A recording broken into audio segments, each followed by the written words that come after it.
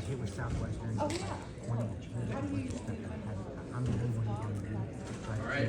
I think I'm getting the green light, so go ahead and get started. Appreciate everyone being here. It's always like the after lunch panel. It can be a little, you never know about attendance, so we got a pretty full room. Our hope is to keep this exciting, fun. One thing I'll point out right now is there's an opportunity for questions and answers. We'll hold those to the end, but you can go into the conference app and add those. So we hope that we cover a lot of what we've kind of planned out here, but if there's other things you want to ask, throw those in there and we'll get to those at the end. But awesome, yeah, so this panel is on ESG and decarbonization strategies for logistics properties. I will start by saying that like last year there was a kind of one panel on sustainability, so this year this whole room has been sustainability all kind of morning and afternoon, so it's cool to see what the market's really done in the last 12 months. We have an amazing panel today, so I'm going to kind of start by introducing them, who will really cover and dive into like different aspects around sustainability when it comes to industrial properties. So the first person I have is Kristin Brown. She's the Director of Sustainability at Rexford Industrial. Since joining Rexford in 2021, Kristin has been instrumental in driving forward sustainability for the company, overseeing all initiatives aimed at environmental stewardship, social responsibility, as well as ESG reporting. Next up, we have Nicholas Ilagan. He is the co-founder and managing partner at DIV Industrial. In his current role, Nicholas leads the organizational fundraising and acquisition efforts in their primary and growth markets while advancing strategic growth of the organization. Over his 20-year career, he's been responsible for a combined portfolio of 30 million square feet and over 5 billion of transaction volume. Next we have Erin Thrash. She is the Vice President of Architecture and Design at Rexford Industrial. She's a licensed architect, has been working on industrial and commercial for 20 years, and has worked on countless million square feet. She brings a unique blend of backgrounds and allows her to focus on project solutions that are aesthetically pleasing, sustainability minded, and budget conscious. So that's also her birthday today, so happy birthday, Erin. And last, we have Josh Cox. He's the Senior Vice President of Development at Hillwood Investment Properties. During his tenure in commercial real estate, Josh has been directly involved in the development of almost 20 million square feet of industrial buildings over the last 18 years. My name is Grant Waldron. I'm the Director of Sustainability Strategy at Gaia. We're a sustainability consulting firm, really helping drive sustainability across new development portfolios as well as existing buildings. So, yeah, we'll dive into it. Like I said today, remember to advance some slides. There we are. Today we're really going to dive into how we can look at bringing sustainability to logistics properties. So, I'll start. Amazing. I think over the last few years, we've started to see a little bit of, some potential pushbacks around warehouse developments. But I want to kind of paint more of the positive view and put our kind of rose-colored glasses on here for a second. We've seen, again, just the fact that there's so many sustainability panels today, we've really seen the market start to grow. Some of those drivers are ESG reporting requirements, tenant demands, kind of competitive differentiators around having these sustainable assets, operational savings as well. We've also started to see, this is a great slide from NAIOP looking at the air quality in the Inland Empire as that starts to drop, even though we've had a kind of a steady growth of industrial assets. At the same time, we've also seen developers really prioritize buildings that are beyond code as well. So looking at projects that, this is LEED certified projects in these different states, but even beyond just LEED and other certifications, ESG frameworks, we're really starting to see developers push beyond just your standard building codes and really prioritize high performance buildings. So I want to start with the panelists and just begin the panel by asking, what sort of sustainability initiatives or positive community impacts are you guys seeing on projects you're working on? Grant, I love that question, talking about the positive side of our business.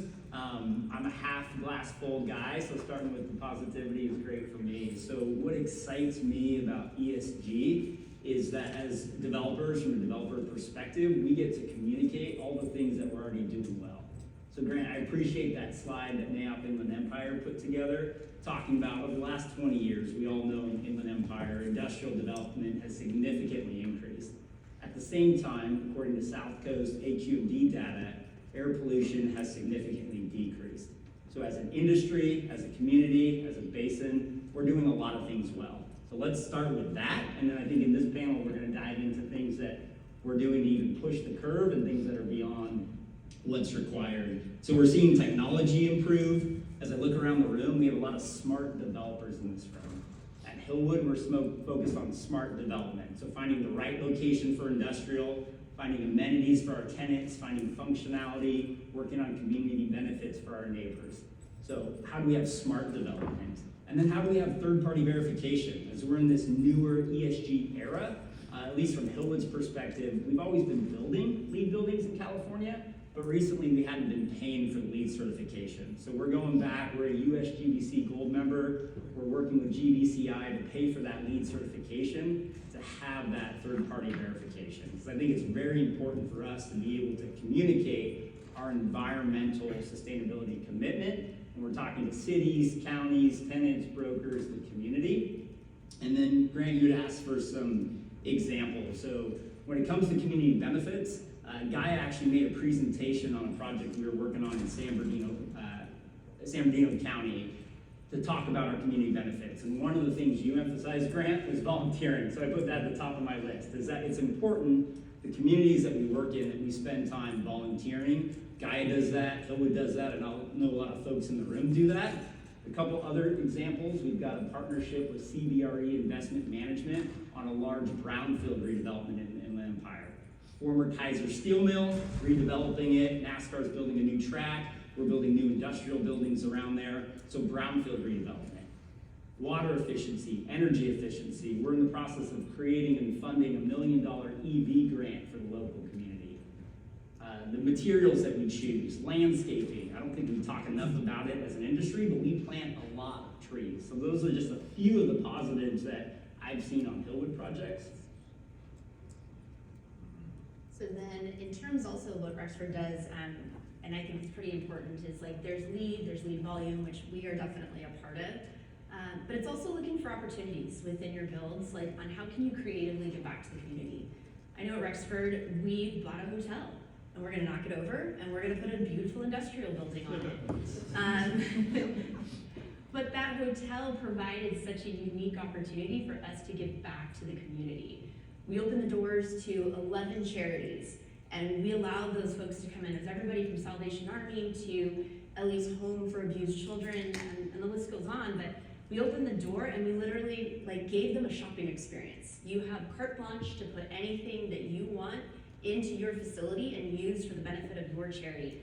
And it was so powerful. I mean, there were some groups that came in and just cried that they were getting a pizza oven because that's they feed 200 children a day. They were gonna get these huge pots. Salvation Army took beds, bedding, towels, dishwashers. All of these things would have been things that we might have had to pay to demo, but instead we gave that all back to the community. I think it ended up being about 4,000 items that we donated on whole and affected something like 40 to 50,000 people, but just within that group, just with that one property. So just that by itself was pretty special and unique. Rexford as a whole does have a pretty phenomenal volunteer program that we implement throughout the year, called Rexford Good, because we got to Rexfordize everything that we do. But just last year alone, it was, I think, 2,500 hours of volunteer work that our teams, our employees put out there. And it was 32 different charities. That was over 3,000 hours. Oh, well, I'm way off. Yeah, 30 charities. Okay, yeah, so 30 charities, 27 events. I mean, it just is, it's phenomenal what you can do for the community with your community. And I think that's just important to be mindful of. Awesome. Well, cool. I mean, diving right into it, I mean, we obviously can't have a panel on sustainability and decarbonization and not talk about solar. So let's talk about that. Since we're here in California, I think it's worth starting out and just talking about the California solar requirements that we have for commercial buildings. So since January 1st of 2023, almost all of our industrial buildings have been required to install solar. This slide kind of highlights some of those requirements for it. And a lot of our buildings are unconditioned. The requirement's written for a conditioned area. So we're looking at just the conditioned office space, but it's worth noting that if you're putting up a new industrial building, solar and battery storage is something that need to be required and really should be thought about at the beginning of those projects so you're not running into issues later on. I didn't write the requirement. I like this slide because this is not an industrial building, but this is the amount of solar that you would need for a 10,000 square foot conditioned office space in any size industrial building. So there's an opportunity to put more solar up there on our roofs for sure.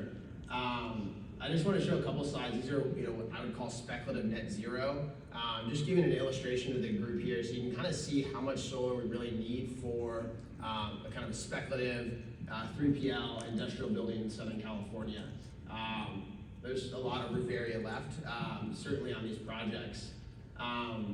So I think this is obviously our goal, is to see our buildings look like this. We're covering 90+% of our roof with renewables. There's some incredible programs. We call this community solar or in front of the meter. This is an example here off the 110, very close to where we are today. LADWP is the local utility in LA. They have a great program that you can do that. The East Coast has some incredible programs in New York, New Jersey, Massachusetts. In California, until last week was supposed to have an incredible program. There's a proposed decision that came about recently that I hear most people in the solar industry are less than excited about, but hopefully that gets turned around and there's a lot of opportunities to really focus around maximizing our roof areas with solar. So I want to turn to the panelists then and kind of pose some questions just around, what strategies are you guys all thinking about when it comes to solar? How are you thinking about the financial opportunities? How are you thinking about design challenges? How are you approaching really renewables when it comes to your projects? So for Rexford, that picture you just saw is really where we started. The majority of our solar installations today are through the LADWP feed-in tariff program. So there are huge advantages to that. I would say our largest installation is 1.5 megawatts that just came online this past month. So in January actually. So super excited for that. There are advantages and disadvantages. So the advantages obviously are you can maximize your roof space and generate, get the most value out of that space to generate energy. It feeds directly to the grid, and so it sets companies in having a long-term rooftop lease. So you have guaranteed income for LADWP. The program's a 20-year program, and so it's independent of what's in your building. So when your building's vacant, when tenants change, you don't have to change who owns the lease, whose name, do they want the solar power, do they not?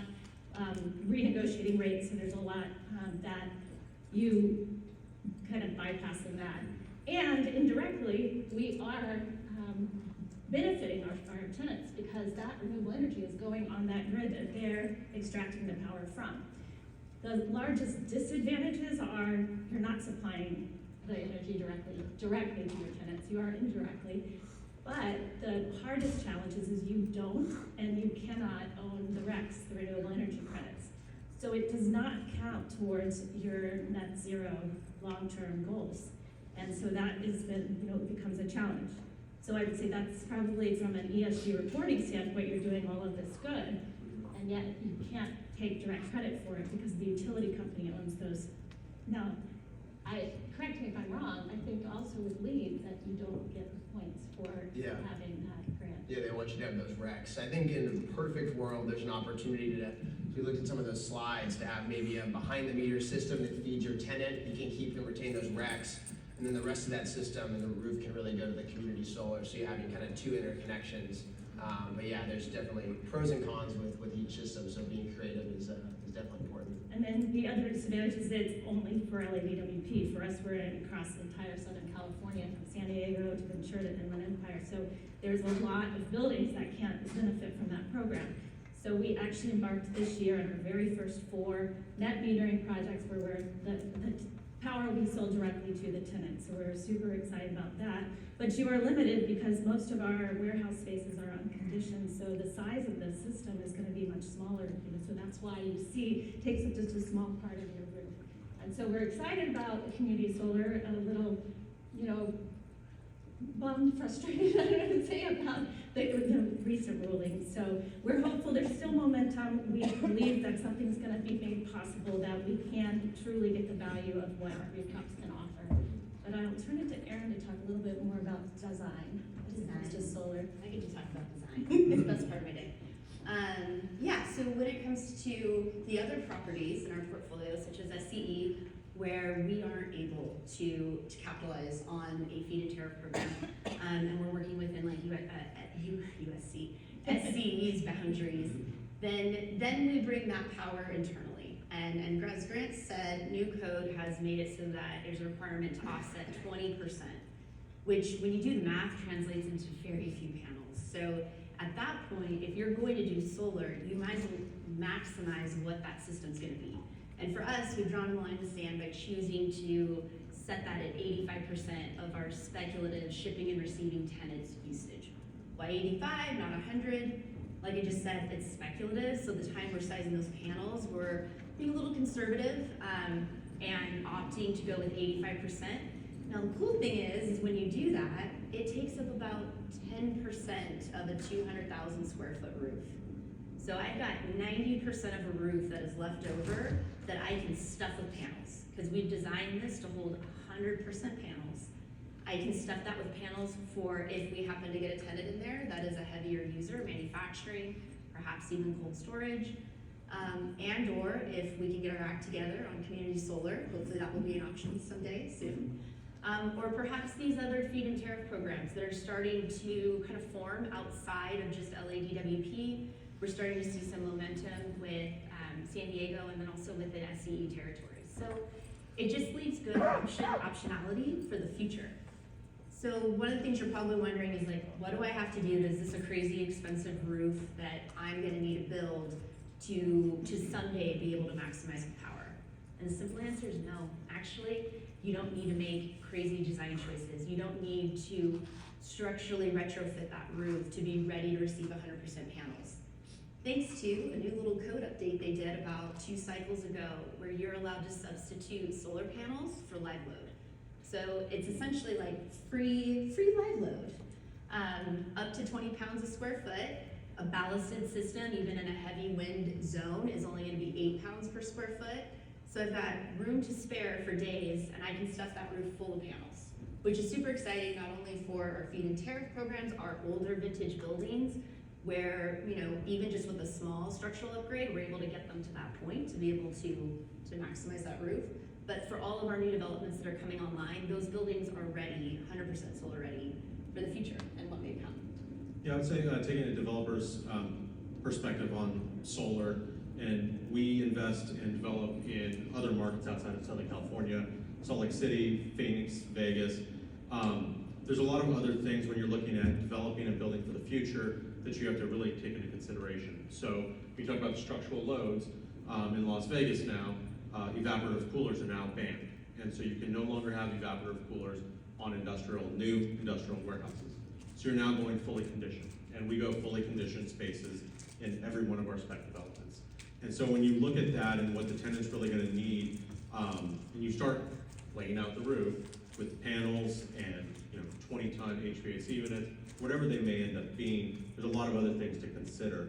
Not to mention what the future tenant will need to consider. So when you look at a market like Phoenix, where manufacturing is returned as part of onshoring and advanced manufacturing, that roof can get sliced up into Swiss cheese pretty quickly. And so when you really look at spec development, solar for us so far has been something that we look at secondarily, not as part of the spec development. In Southern California, obviously there's requirements.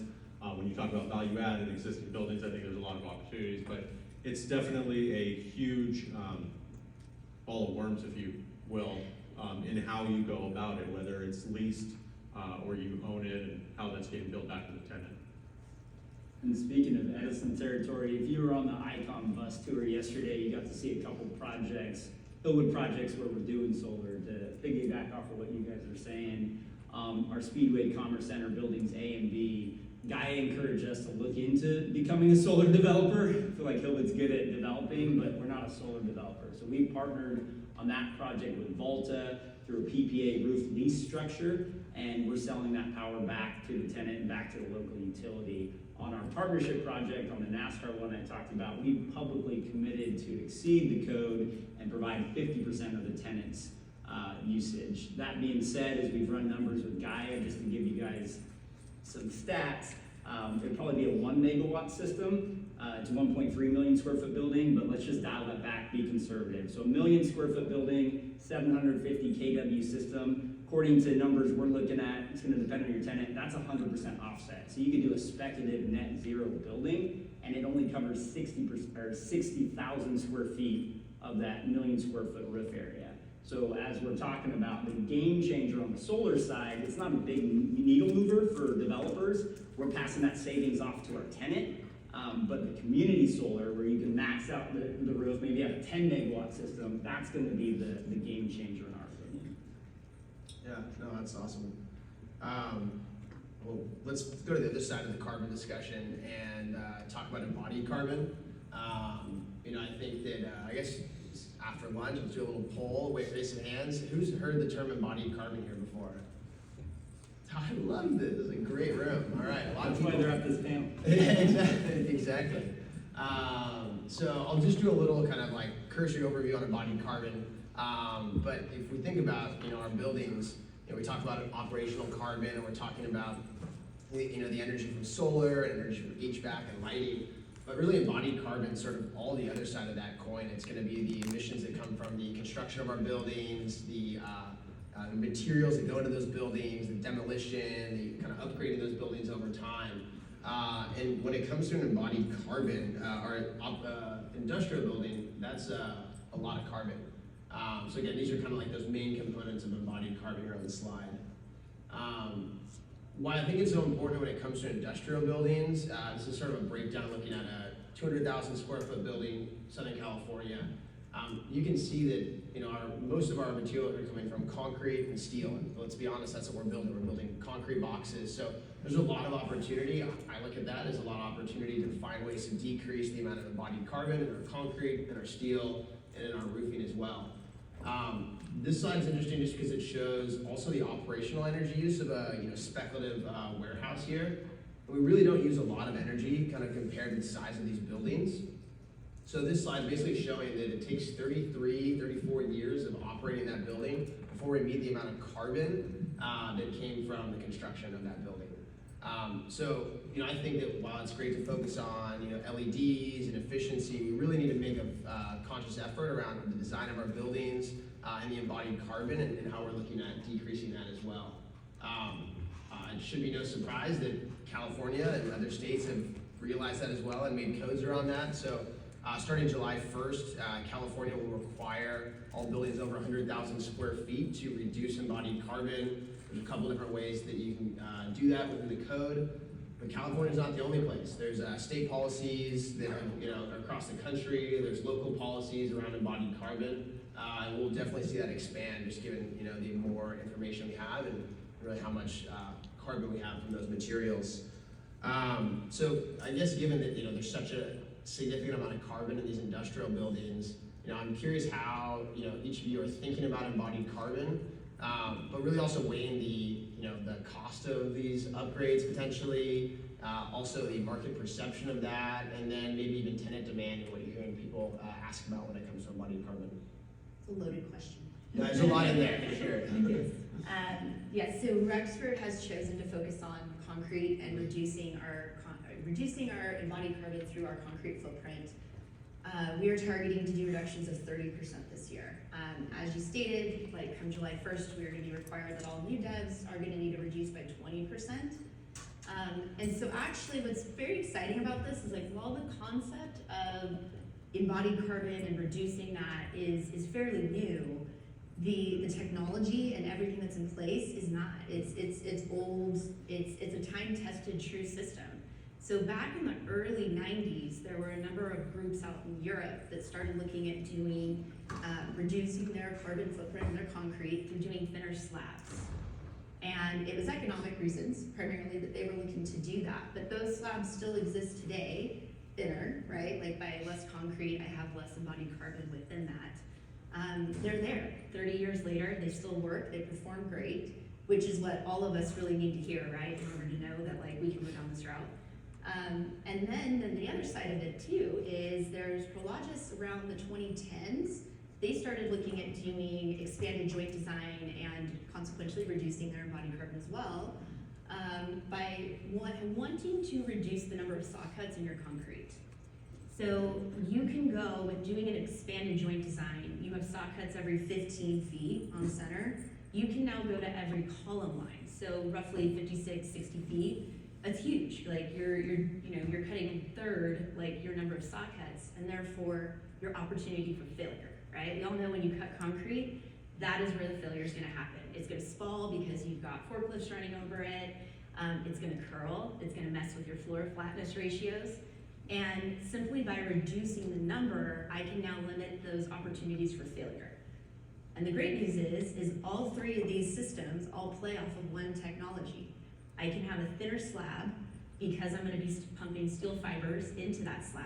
Those steel fibers allow me to now have expanded joint design. And what am I left with? I'm left with a slab that is less carbon, has less joints, therefore less opportunity for failure. And the good news is now I have a slab that's actually going to be more time-tested approved in the future. With it curling less, my floor flatness ratio is going to stay flatter longer. So as we move into tenants that have a lot more automatronics, like robots, and are running and need a flatter slab to run those systems, like that slab should be ready and available to help them. If not, maybe just smaller modifications to get there, if and when that tenant takes place. And then in my role, leading sustainability and ESG reporting, I look at embodied carbon much differently because we have to quantify it, calculate it, and find and measure the reductions over time to meet our goals. So embodied carbon is one of the 15 categories of scope 3 emissions. So you've heard probably scope 1. How many people in here have heard what scope 1, 2, 3? Yes, it's a good number, but I'll just go quick high level overview so you understand. Scope 1 and 2 come from the electricity and the natural gas that's used in operations that you have direct operational control over. So a lot of times that comes from our vacancies, your own corporate offices. If you have shared spaces, that would be counted. Any electricity or natural gas that's utilized gets counted as your scope 1 and your scope 2. Scope 3 is everything else, all the upstream and downstream elements. It includes everything from employee commuting, purchased goods and services, business travel. The largest one for all of us in this room is downstream lease assets. So that's actually the energy consumption that is consumed due to your tenant's operations. And because for most of industrial businesses, your scope 3 is 97% plus of your emissions, of your scope 3 emissions, you have to report on all scope 3 emissions if you're going to set a climate goal like a science-based target, and especially a net zero. So embodied carbon for us is one of those 15 categories, and it comprises about 10% of our emissions overall as a company. Now the challenge in, once you've set a science-based target and a net zero goal, is from when you align with the Science-Based Target Initiative is you have to report against absolute reduction. So if you think about it, how do you report absolute reduction on embodied carbon when maybe one year you have 2 projects happening, construction projects, and another you have 20 happening? So you have a large challenge there in how you report progress. So really the best way to manage embodied carbon is looking at it on intensity based, which is looking at the tons of CO2 equivalents per square foot of construction projects happening. Because then you can directly see how you're reducing it with all these incredible new design elements that are getting in technologies and new choices in products that we're procuring that have lower embodied carbon. Then you can actually see the fruits of your labor, but it's still a challenge in how you communicate and report that when the absolute can change only sheerly because of the amount of projects you have going on. I think one of the problems, and difficulties is when you talk about some of these different options and going to a thinner slab, we still live in kind of a checklist type structure. And so when you talk about building a building and brokers going out and putting together a survey, the first thing they're going to look at slab thickness. And they're generally going to want a 6-inch slab thickness, maybe 7 now, maybe 8, depending upon what it is and how large the building is. Is it super flat floor, whatever. If you're in a 1 million square foot LEED Platinum certified building, but you've gone down to a thinner slab, you're automatically off that list. When you go to trade on that building because you've leased it and stabilized it and you're taking it to market and capital markets, same type thing. It's a survey. Does it check these boxes? Do the truck ports have this depth? Does the slab have this? Is the roof this?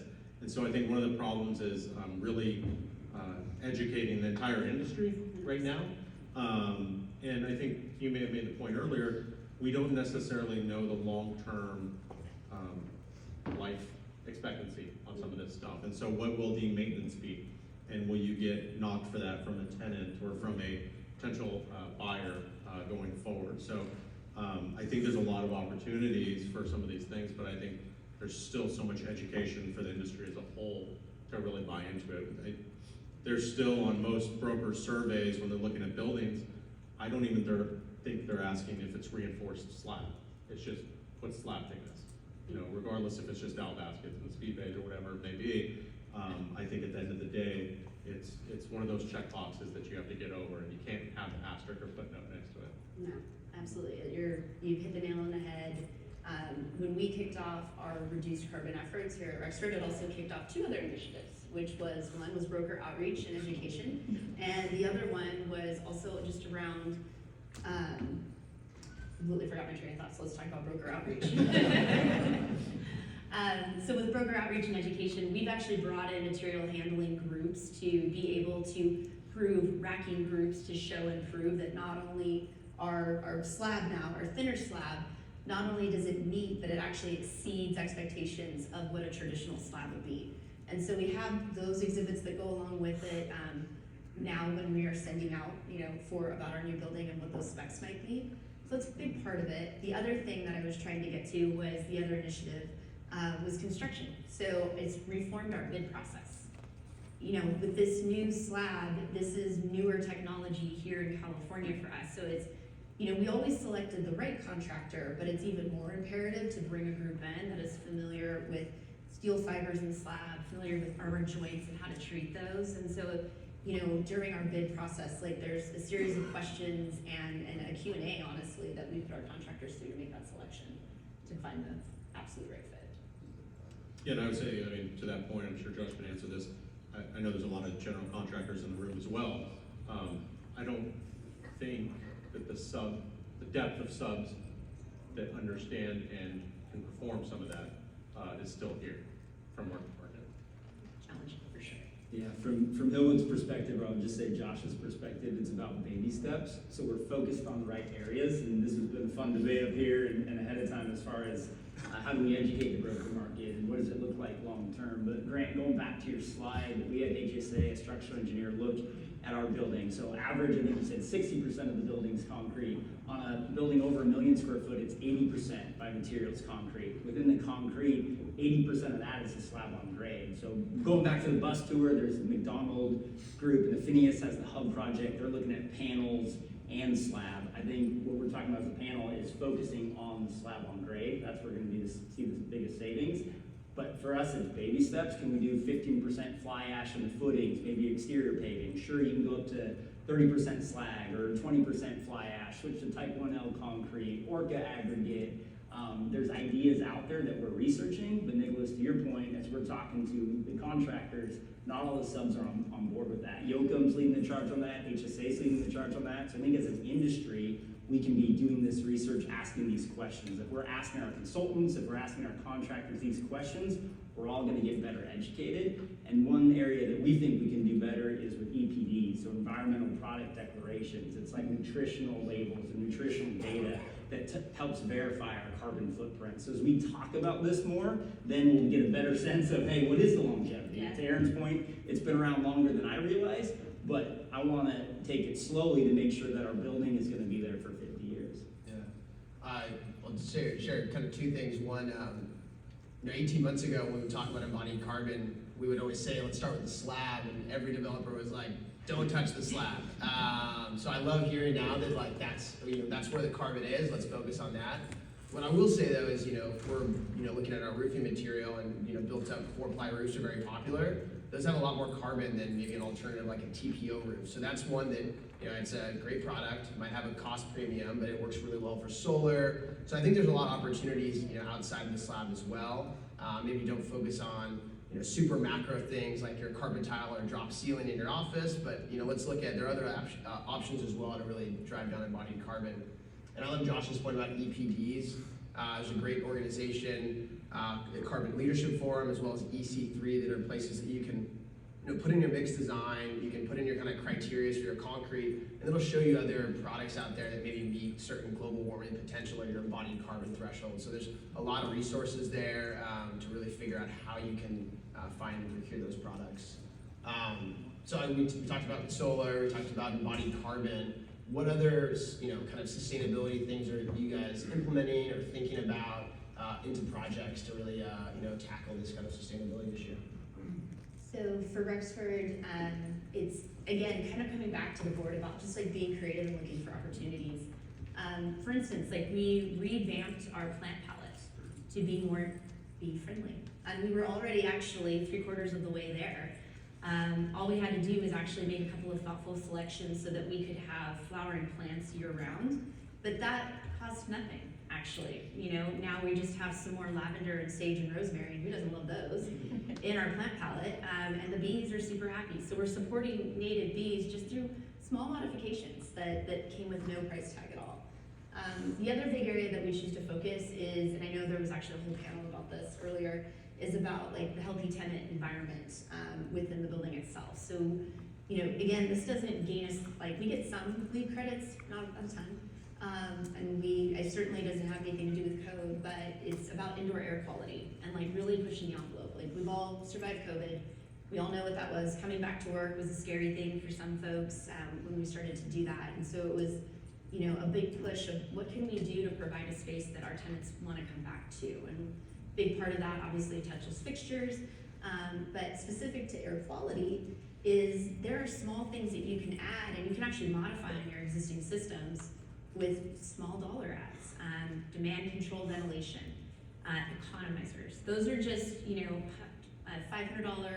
$1,000 mods that you can put on your existing system that allow for more outside air to come in and flush the space when it senses that there's a lot of, people and higher CO2 in the room. And then negative ion generators. I love these guys. So as your air comes into the space, it positively charges those air particles, which act like a magnet. I'm telling what you guys this are, because nobody will admit they don't know what it is. It positively charges those air particles to attract dust and germs, which now gets captured in the filter. So you're cleaning your air more effectively just by charging it a little bit. But again, those are small adds that you can put on existing systems that have a big impact on the health and welfare of our tenants on a day-to-day. Yeah, for us, I would say the most specific thing, and it's kind of high level, is that we do a heavy spec tenant improvement. So in every one of our spec developments, we're doing a heavy spec tenant improvement, which would be fully conditioned warehouse space, which includes, painting the warehouse walls, insulation, conditioned space, doing heavy spec office. But when you get into that, and we're part of the USGBC LEED volume program, what it does, and speak dollars and cents, is it gets you a little bit higher on your overall certification because you're pre-identifying most of the specs and finishes. But I'll tell you guys, from a developer standpoint and an investor standpoint, we've calculated that it saves $4.50 on the TI that you give a tenant.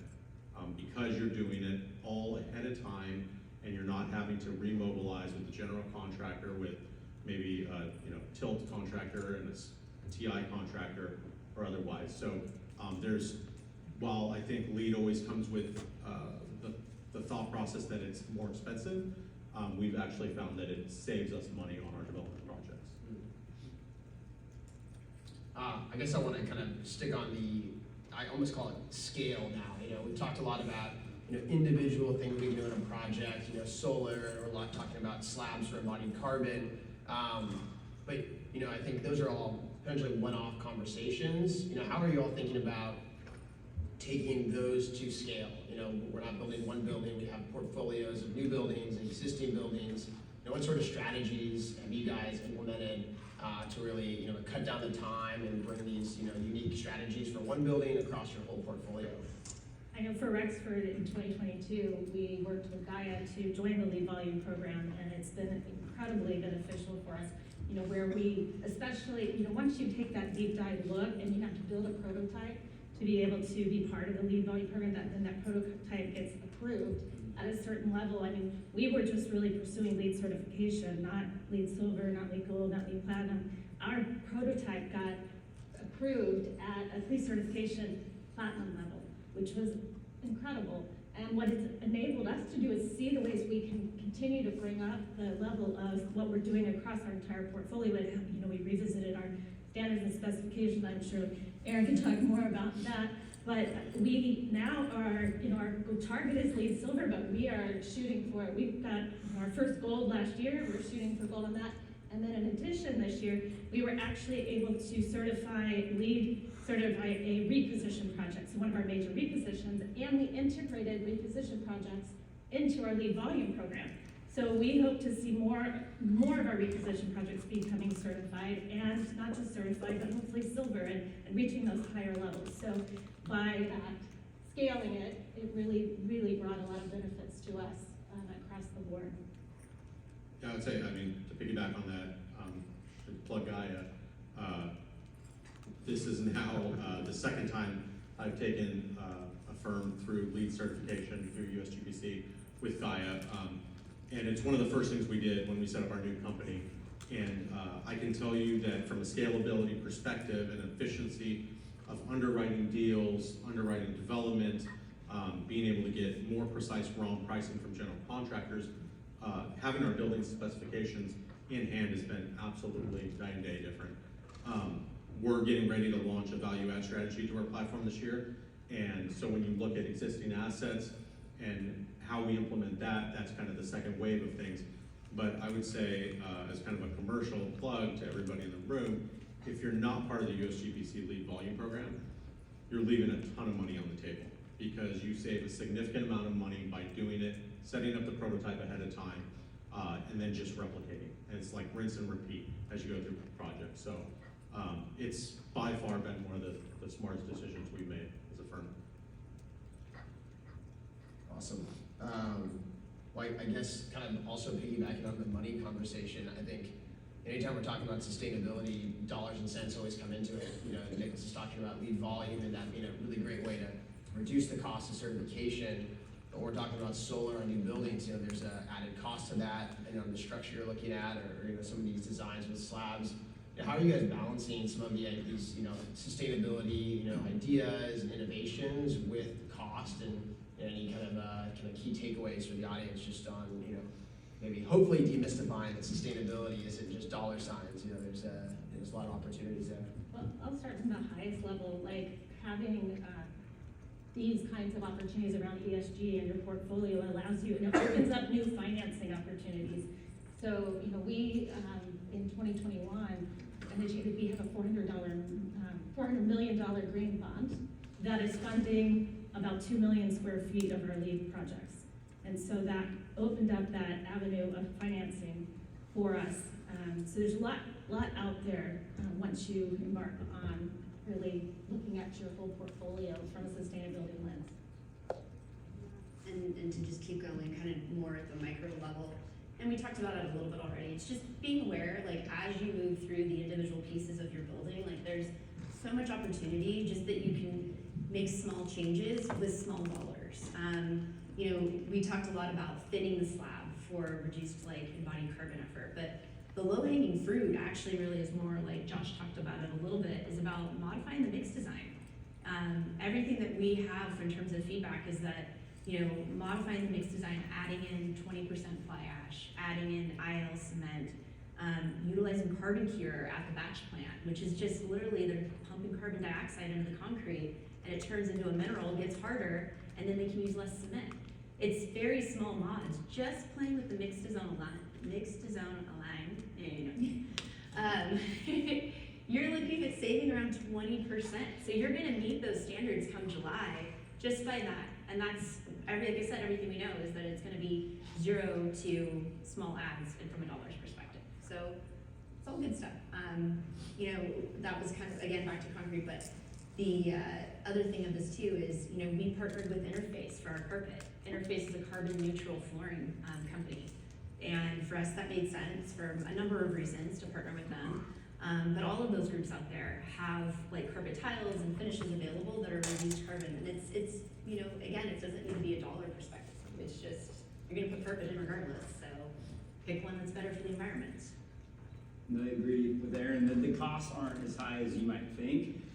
It's longevity that we talked about, but looking at it from an Amazon example, I think everyone in the room, at least my perspective is, you're not getting more for a lead building on the leasing side. The finance, it has to pencil at the end of the day, right? That's what makes our world go round. We're a fiduciary to our investors.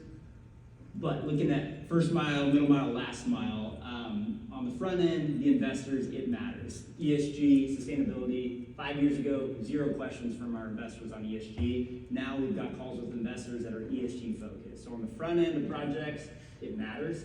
I would argue that in the middle of projects, when you're leasing, it's important to tenants, but it doesn't matter. Their priorities, right, are cost, location, functionality. So I'm sure there's some examples in the room to the contrary, but generally speaking, you're not going to make a deal or lose a deal because of sustainability in the short term. And then on the back end, for those of us in the room that are disposing of assets, it matters again with institutional investors who are looking at the long-term ESG initiatives.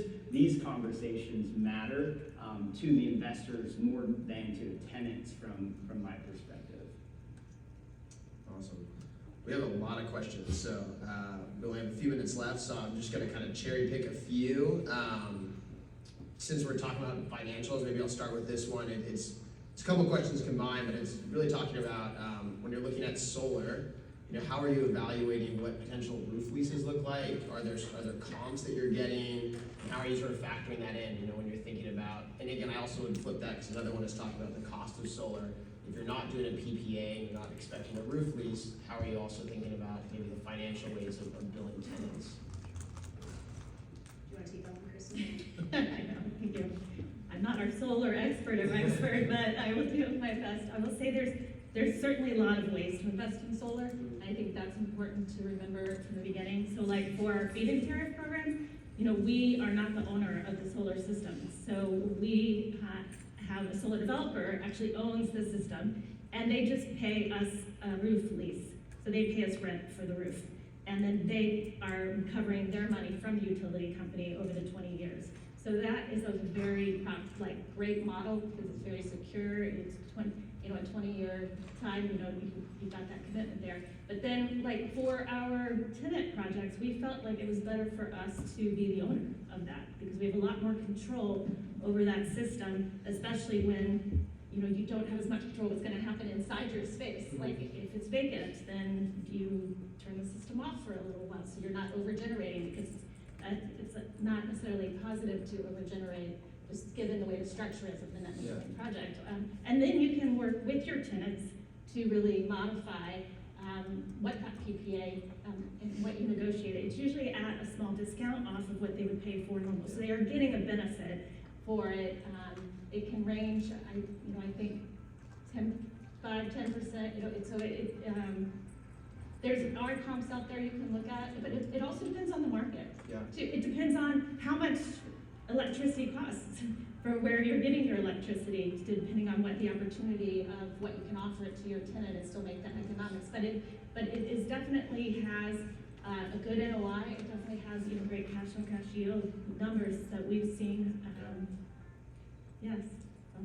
To your point, Kristin, bid it out, right? With anything you're looking at pricing, just using examples, the Altuses, Voltas, Wonders, Catalyzes of the world, there's more. Bid it out for your market, for your specific project, and then a plug. We use Gaia to help us analyze that, right? So find a consultant that can help you look at it, because that's not what I do for a living, but there's folks that do that for a living. I'm going to answer a few of these that got some upvotes as well. One asked about Calgary and the battery requirement. So I'll kind of answer that. So Calgary, is required for all these projects. And if you had someone said I haven't experienced this battery requirement, and I will say there is a pathway where you can get out of the battery requirement if you're doing a performance energy model. so that you can have a prescriptive approach that requires battery. The numbers that I showed was following that prescriptive approach. It's a relatively simple calculation. But if you do performance energy model, you can remove that battery requirement. And the battery requirement for these industrial buildings is not very small, but it can be kind of cost prohibitive. So I think that's a pretty good way to, that's something that we've done those models before. It's relatively affordable, and we can help do those models on projects. Another question I had was, is speculative net zero a defined industry term? I don't know, I think I made it up, but I like it, so no, it's definitely not an industry term, but if you like it, tag Gaia in it. We got 3 seconds left, so I think we'll end there. Thank you, everybody. I think I'm supposed to plug the next session, but I don't know what it is. Let's see. Might be AI. It's AI. So AI, yeah. You can't have a conference and not talk about AI today. So yeah, we'll hang around for questions, but thank you, everybody.